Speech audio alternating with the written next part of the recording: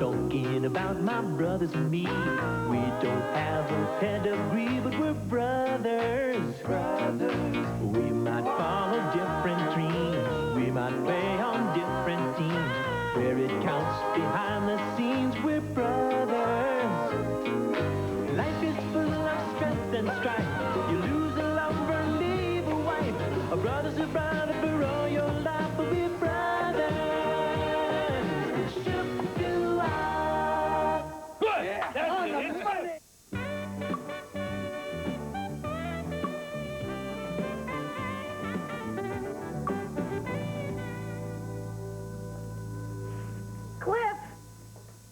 Cliff, we need some ketchup over here. Ketchup? You're eating fish. Oh, I thought it was a cheeseburger. Guys, guess who I just got off the phone with? Warren Beatty? No. Oh, good, because I told him never to call me here. It was Cyrus T. Fitzgerald. What, the entrepreneur? The billionaire entrepreneur? The stunning 6'2" chisel-chin billionaire entrepreneur? People, please, control yourselves. Cyrus T. Fitzgerald is no better than any of us. Of course not. Anyway, he's coming here to meet me. Oh, my God, how's my hair? Now, why'd the rich guy like that come in here for? What, do you lose a bet? No. He says he wants to talk to me about buying the point after. Why? Hey, this is a very famous establishment. Joe, you're not thinking of selling, are you? Oh, no. And I told him that, but he wanted to drop by anyway. Hey! Hey, Lou. Hey. Wow, Cyrus T. Fitzgerald coming here. Can't believe it. Cyrus T. Fitzgerald. Cyrus T. Fitzgerald. Cyrus T. Fitzgerald! Why does that name sound so familiar? Because you just said it 3 times. Oh! Joe Waters, that's me. Cyrus T. Fitzgerald. Nice to meet you. I'd like to introduce my daughter, Penny. Hello. My friend, Donald Maltby. How do you do? My wife, Sam. No. Donald Maltby. How do you do? My brothers, Cliff and Lou. Hey, fellas. And last but not least... How do you do? Donald! Joe, please, I want to hear him yelling. Well, it's a pleasure meeting all of you. Now, shall we get down to business? Oh, sure. Have a seat. Yeah, here. A seat in the house right here. Just make yourself comfortable. Thank you.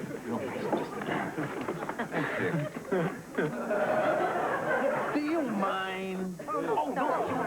There. Whistle if you need. Back here. Thank you. Don't embarrass me. Now, Joe, I know you're a busy man, so I'll get straight to the point. I'd like you to reconsider selling your establishment.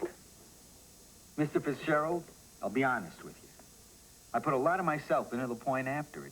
It's a part of me. My answer has to be no. Gee, I admire that. I really do. You know, you are quite a guy. Oh, thanks, Mr. Fitzgerald. Would you like a bite to eat? Here? Nah. I mean, look, Joe, before I leave, I wonder if you could do me a favor. See, I consider it bad luck leaving the table without at least making an offer. So, if you wouldn't mind indulging me. Knock yourself out. This is, what I would have offered you.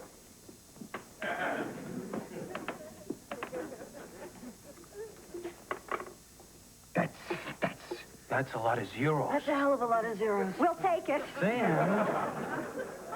I'm sorry, but I'm afraid my answer has to be no. I just couldn't stand watching someone change the point after. Oh, who said anything about changing it? I've always loved this place. You've never been here before. Why quibble? In fact, if you did decide to sell, I'd have to insist that you stayed on as host, and a well-paid host. You mean it? You wouldn't change anything? Consider it a promise. And I can stay on? For the life of the bar. How can I pass that up? Cyrus, you got yourself a deal. Hey! Hi, I'm the manager. I'm very important. Hey! Hi, Lou.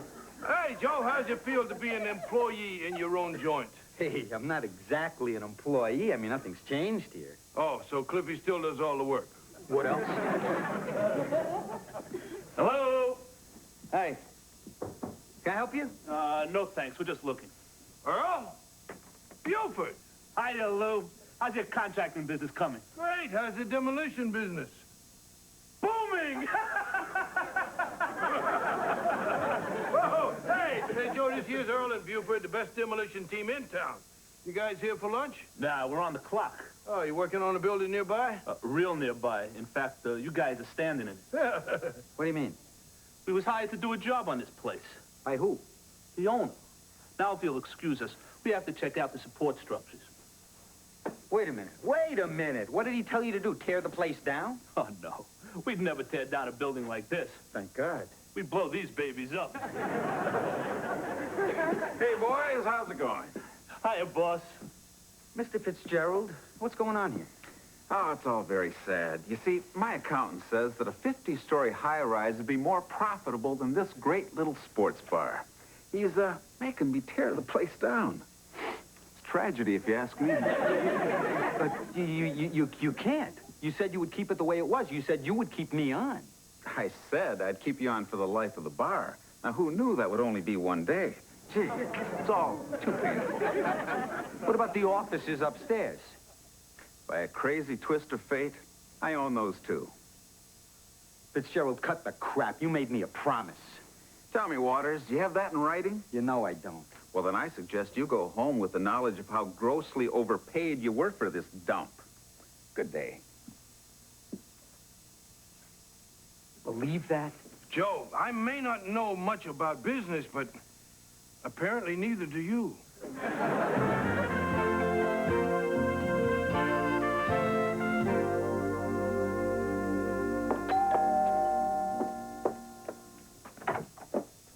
Hi, Sam. Hi. Penny ready? Not yet. She's just trying a few accessories. Pen, hon, the partner's dinner starts in an hour.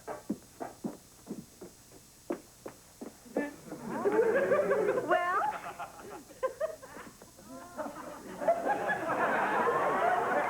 What are you wearing? Penny, I told you to dress for barbecue and square dance.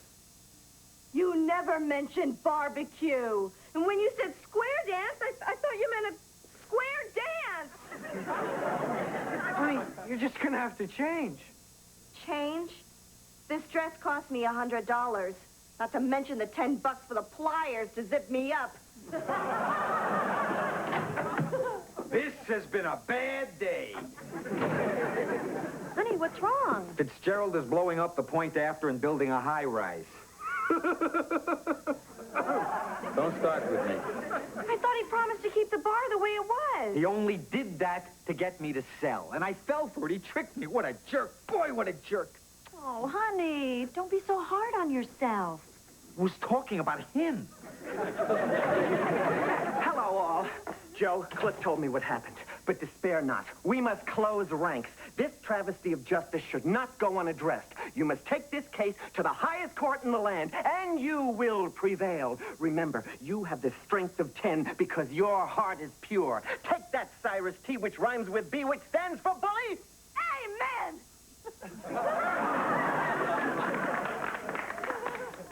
You know, you're right. Little hysterical, but right. I usually am. Both. In fact, I'm going to call my attorney, Lawrence Dinsman, right now. Wait a minute. Lawrence Dinsman is your attorney? Yeah, you know? Yeah. He's known around the courthouse as Larry the Loser. Hey, he's walked the halls of justice for a long time. Yeah. Fingering the coin returns in vending machines. Hi, this is Joe Waters calling for Lawrence. Mike, do you think Joe has a case? Well, if he can prove that the sale was contingent on a promise that Fitzgerald never intended to keep, he can break the contract on the grounds of fraud. Wait! What is it? I have a pair of chaps that would look great with that outfit. Damn! What's wrong? Larry can't take the case till he gets a new office. He's moving? No, somebody stole his car. Well, hire Mike. You mean Wyatt Twerp? Daddy. Don't worry. You couldn't afford me anyway. I charge by the hour, not by the mile. I think you'd make a great team. You can slave, you can toil, you can burn the midnight oil, and from that forge a friendship that could last a lifetime. Or not. Joseph, I think it would be great to hire Mike. I mean, he is the best lawyer you know. He's always got good ideas, and most importantly, you know how much you hate sleeping on the couch. You're hired. Oh, wait a minute. Don't I have anything to say about this? No. I think we can lick this guy. All rise. This court is now in session. The Honorable Judge Brian R. Finn presiding. Call the first case. Waters versus Fitzgerald. Counsel may make their opening statements. Your Honor, I intend to prove that the defendant knowingly defrauded my client into selling his restaurant by making a promise he had no intention of keeping. Order! Your Honor, I will prove that my client, a kind and generous public benefactor, was taken advantage of by a greedy restaurateur with a ruthless display of subterfuge that should cause every good American to leap to his feet and cry out for justice. Justice! Oh, gee, I'm sorry. The guy moved me. Pee-wee's Playhouse moves you. Mr. Waters, when you agreed to sell your bar to Mr. Fitzgerald, was there a condition placed on the sale? Yes. I agreed to sell the bar as long as Mr. Fitzgerald promised to keep it intact and not change it in any way. I see. Would you have sold your bar without this promise? No. Your witness. Mr. Waters, you received a rather large sum of money for the point after, did you not? Yes. And then you learned that Mr. Fitzgerald planned to replace it with a luxury high-rise. That's correct. So you didn't mind selling the bar until you realized there was a way you could make an even bigger profit. Objection. This is pure conjecture. I'll rephrase the question. Mr. Waters, would you like $20 million? Of course it wouldn't. That'll be all. Well, wait a minute.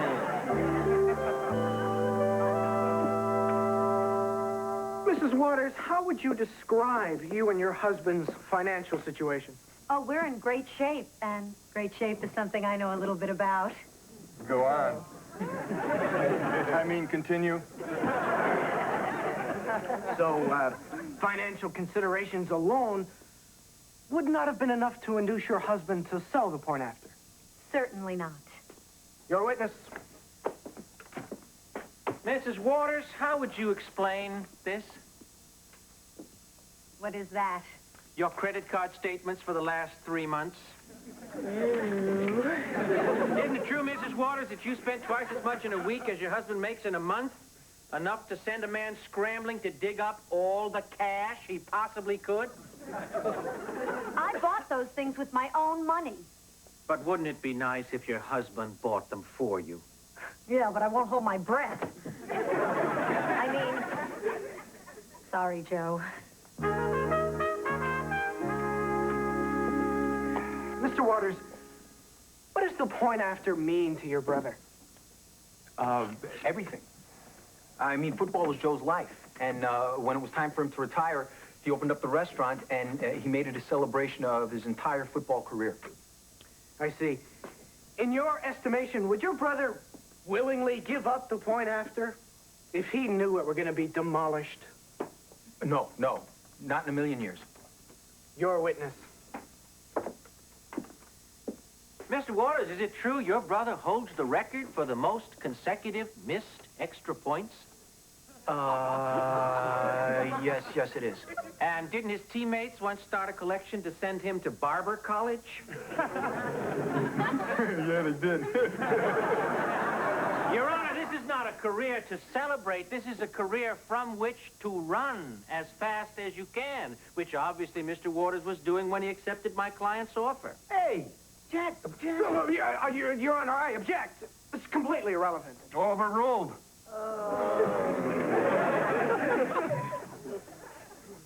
Miss Waters, is your father a man of good character? You're so cute when you litigate.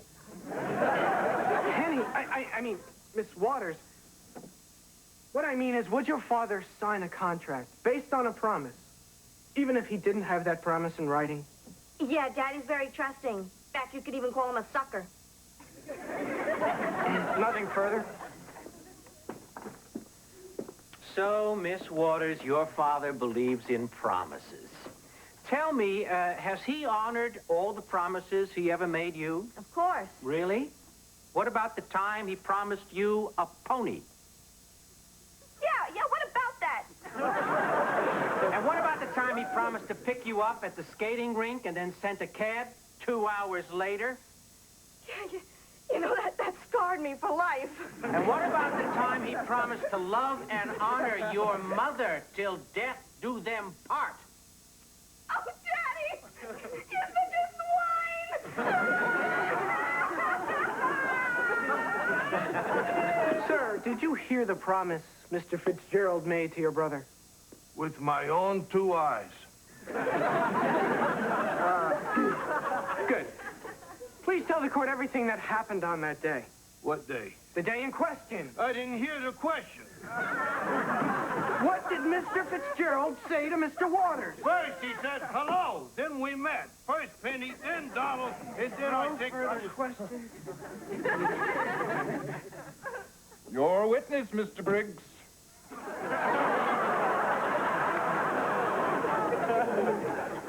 May it please the court. Are you kidding?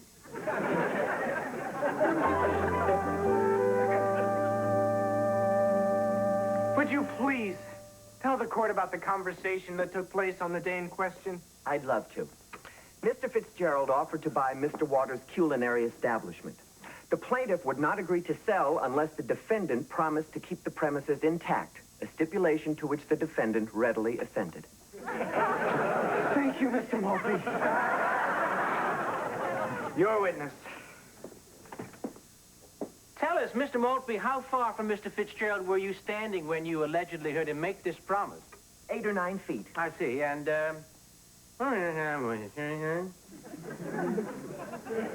Excuse me? I asked you how your hearing was, Mr. Maltby. You claim to have heard a conversation 9 feet away. You couldn't hear me 2 feet away? Wait a minute. No further questions. This is outrageous. Your client, the Honorable Cyrus T. Fitzgerald, should go right to frigging jail. That man is guilty. That man is a slime. He is a slime. If he is allowed to go free, then something really wrong is going on here. That's enough, mister. You're out of order. No, you're out of order. You're out of order. This whole damn trial is out of order. They are out of order. They are guilty. That man is Mr. Maltby. Sorry, it's just that I've always had this thing about Al Pacino.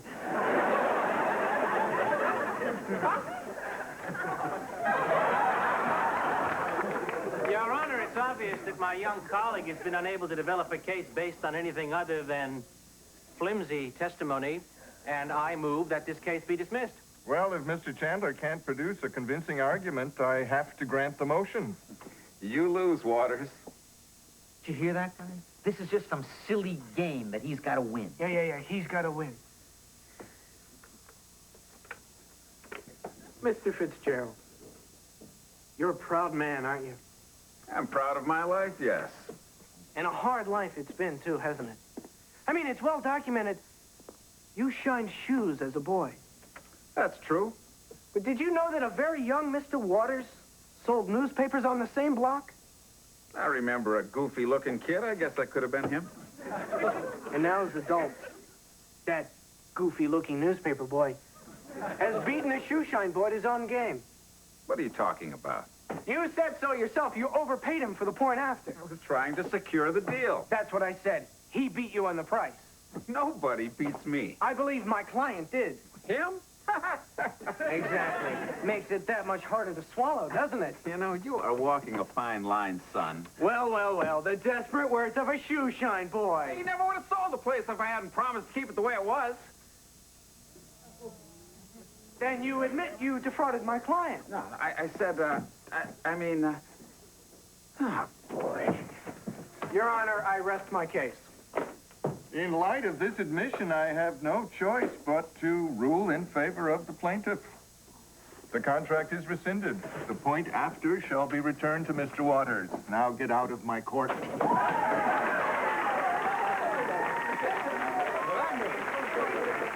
Son, Yes, sir. you fight dirty. I admire that. Thank you, sir. Thanks, but I couldn't have done it without my lawyer. Thanks, Mike. Thank you, Joe. Well, who knows? Maybe now you two can even be friends, huh? I'm willing to give it a shot if you are. Why not? Great. Now about my fee. Sue me.